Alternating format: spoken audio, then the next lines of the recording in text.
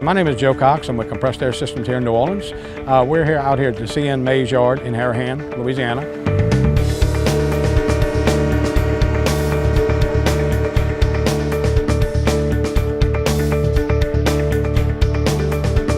The railroad is a 24/7 operation. They cannot afford to be down for any reason whatsoever. It costs money and time. Let's just say these trains stop moving for an hour.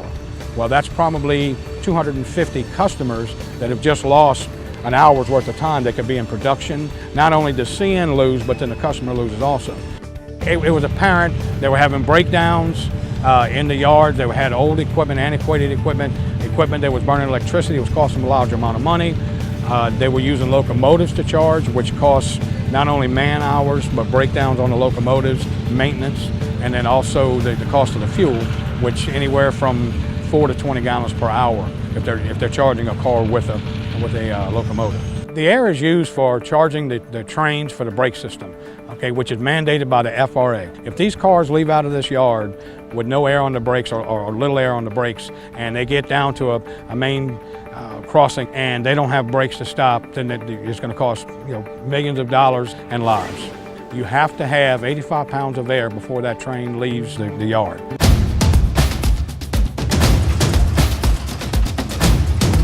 This unit here, we've got a QGV 50, which is a variable speed compressor. It's a 50 horsepower, and it supplies 7 boxes on the yard.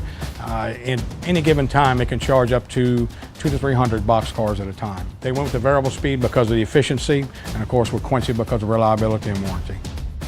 If they supply wet air to the cars, by the time it gets up north, it's frozen, and then you have very expensive instruments that get wet and have to be either recalibrated or replaced, anywhere from $12,000 to $25,000 to replace.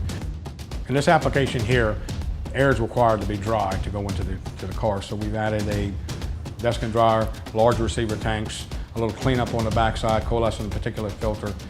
From there, it goes out to the yard. Once we put this location in here, we probably saved them $30,000 a year.